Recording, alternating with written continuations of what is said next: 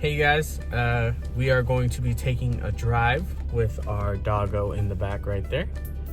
And we're gonna bring you guys along with us and tell you guys some tips and tricks to dog ownership. So this is gonna be our first video in a series of videos that we will be posting every single week. So this will be tip 1. We will give you 1 to 3 tips per video and just kind of explain them out thoroughly.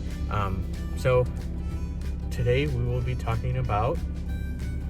So we're gonna talk about preparation in like getting a dog. Even if you're adopting, which, you know, it's a little better than buying, but also the ones that are out to be purchased, they still need a home. No matter what, you need to be financially prepared for getting your baby and also like situationally prepared. Yeah, so this video is just gonna be all about kind of that first day and making sure you kind of have what you need. Some things that we didn't think about. It's more than just seeing a dog, thinking it's cute, picking it out, bringing it home, and everything's great.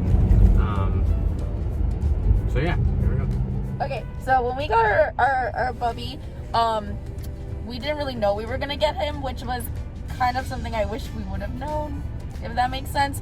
Just because we decided to go, we were on the hunt for adopting a dog anyway, and one day after work we decided to just go check out the Anti-Cruelty Society, and they had like a new batch of puppies, and ideally we wanted a puppy. And we were looking at them. Blake was the only one left that was white and brown, and the rest of his siblings were all black. I wanted a black one originally. He wanted the white and brown. But we ended up playing with him first. And right away we kind of fell in love. We thought he was the sweetest thing ever. It was cute. He peed with me, kind of peed on my shoe, but that was okay. But unfortunately we had an event that evening, and it was a work event, and it was kind of like a mandatory thing just because we knew our bosses personally and stuff like that. And the adoption process is long. Like, you be prepared to be there for like solid 2-3 hours. I'd say, like, depending on where you get it from. Yeah. We got ours from the Anti-Cruelty Society in Chicago. Very long process, just because it was kind of busy. You're there with everyone else, so it's Yeah. not like you're going in and kind of just picking out the dog you want and signing papers and you're done. It's you go in, pick out a dog. They give us a ticket at some point, right? Yeah, pick out a dog or cat or whatever you're adopting, and then you kind of take them out, see if you really have a bond with them and stuff like that. If you do, then you go and they make sure that you have like an actual place for them. So they will call your landlord and ask things like, hey, how big is the apartment or house that you're living in? Are they allowed to have animals? Is there any breed restrictions or weight classifications? They kind of just want to make sure that the home that it's going to is stable and decent for it to have like good physical activity and, you know, be able to kind of do its doggy thing. That you're not living in like a studio and you're trying to adopt a 80-pound dog or something like that. I think if you own a house, they just need some type of proof that you own.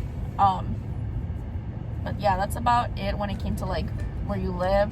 And then they ask you like general questions of like, what makes you want to adopt a dog? Do you have any experience? Are there kids at home? That kind of thing.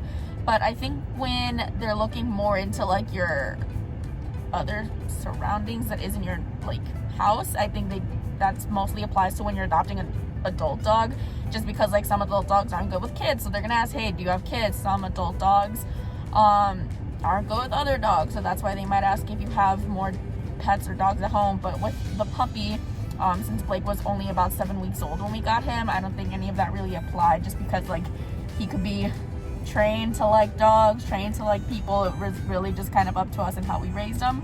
After they ask you the questions and they call your landlord or see any proof of you owning a house or whatever,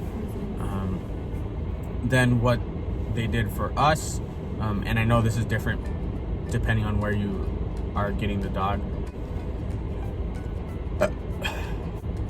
The process is different depending on where you go. I know at Paws, I think they ask to like actually go to where you live and kind of inspect it and stuff like that. I think they interview every person that lives at the residence too. Yeah, I think they also interview the people that live with you. For us at the Anti-Cruelty Society, what they did was we told them that we live together and that was it. Made sure that we were okay with, we both were okay with having the responsibility of a pet. There is a lot that they leave out, and that's primarily what I wanted to talk about in this video. When you are first adopting a dog, you're kind of just very excited to have that cute little cute thing or big cute Big. thing that you don't really think about. Oh, hey, when we get home, I need to make sure that they have a place to go pee. When we get home, I need to make sure that they have a cage. They have their bed. You need to make sure that they have a blanket. So, like I was saying, pretty much you got to just make sure to have all these different things that you need for your dog. You also have to make sure that a huge thing that we didn't really think about was all the little things that they can eat, all the little things that you should put away and stuff like that. So, like, if you're used to maybe having an at-home office or just doing schoolwork or something like that, don't just leave your pens around because a puppy will eat the crap out of a pen for sure.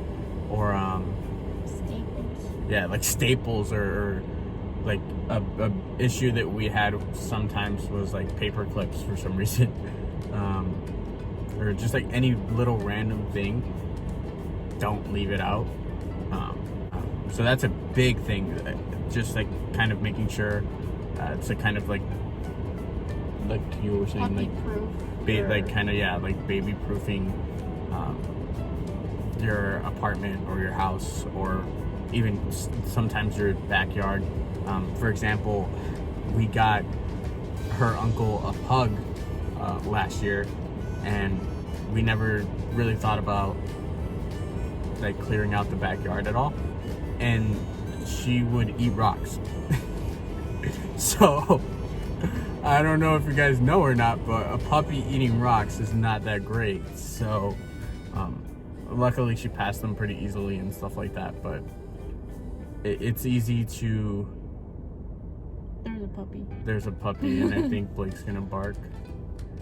But it's really easy to kind of not think about all the little things that your puppy might get into until they've gotten into it. So definitely think about all those little things prior to getting home. For us, it was twice as hard because we were moving into an apartment while we got him. I wouldn't recommend that. I don't know about you. Yeah, literally, like, so as we were kind of talking about earlier, we got him, we went to go see, dogs one day, and that was a Thursday, and we ended up not taking him home that day just because we really couldn't take him home that day, but we knew we were coming back for him on Friday.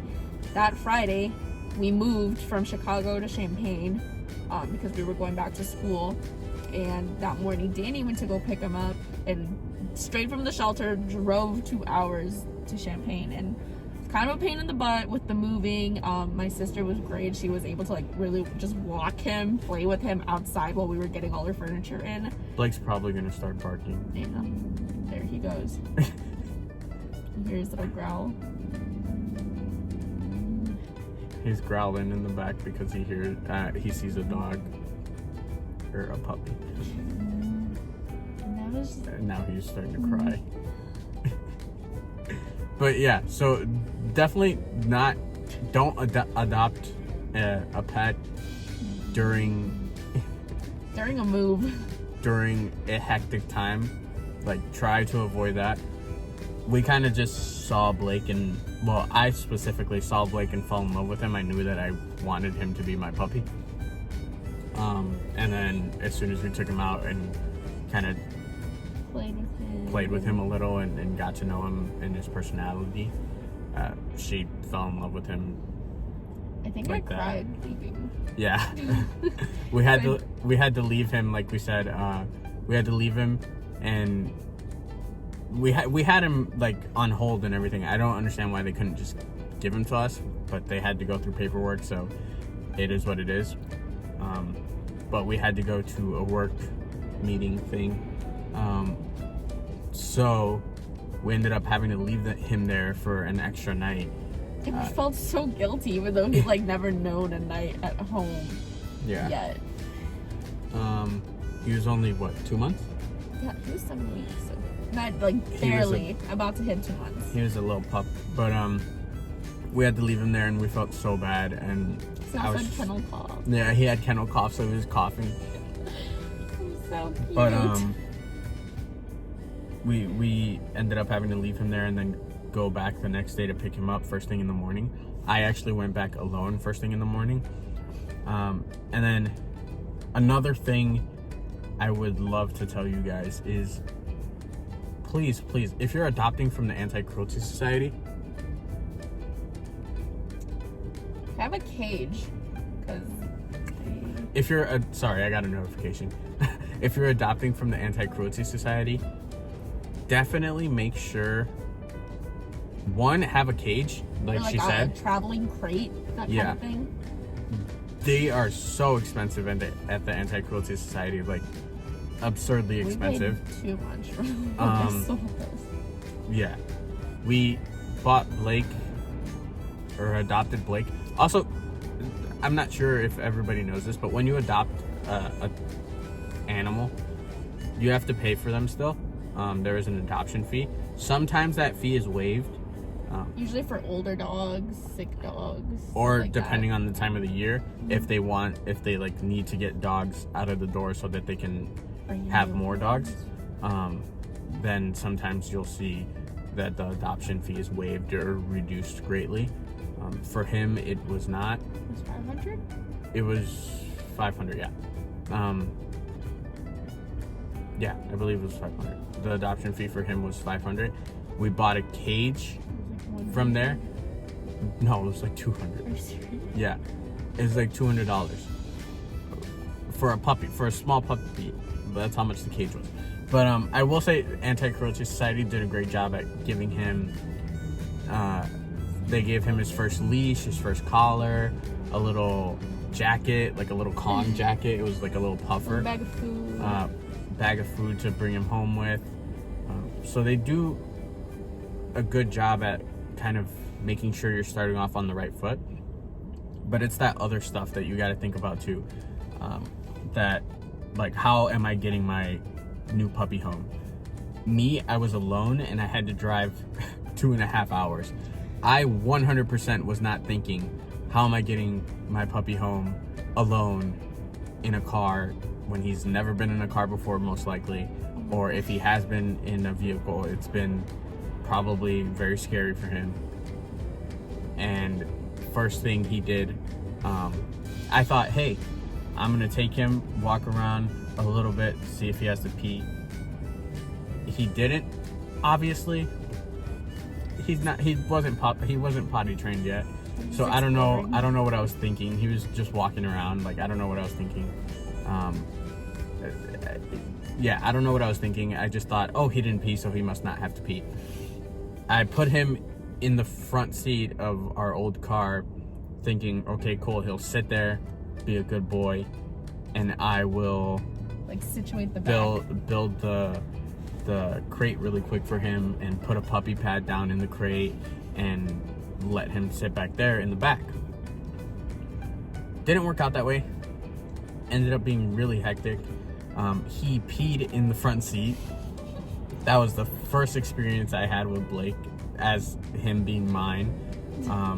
So definitely kind of killed the facade of like, oh my god, I got a perfect little dog. All right, guys, so actually, we're gonna stop here because I just noticed that I'm kind of rambling and this video ended up a little longer than I wanted it to. So that is basically just a couple of things that we would have liked to know prior to getting our first dog, and also like prior to bringing him home. So that's our first tip, is just things to expect when you're getting your dog. And we will probably have a second video where we go more in depth on that. And I will actually start to kind of write out a little bit of a script, just so that I don't go off on tangents and ramble off like this video, and we can get more concise and stuff like that. So It's just easy to ramble when you're talking about your baby. And also, like, having a dog is just so much. Not in a bad way, but like, it's a lot of responsibility. It's just a lot going on all the time. Little things that you don't think about. And that's why it's really easy to just keep talking and talking and talking about a dog. alright, so we'll see you in the next one. Love you guys. Peace out. Hope this was helpful for some of you. Bye. So I just noticed, I'm not 100% sure if we really stated very clearly what our one tip was, but that one tip that we kind of went off, me mostly went off on an entire tangent about, was to make sure that you are prepared for the adoption of a dog or the purchase of a dog. So that is our first tip, to make sure that you are prepared before getting that pet. Prepared physically, mentally, financially, Emotionally. just every possible way. Yeah. Especially financially. That's something that a lot of people forget.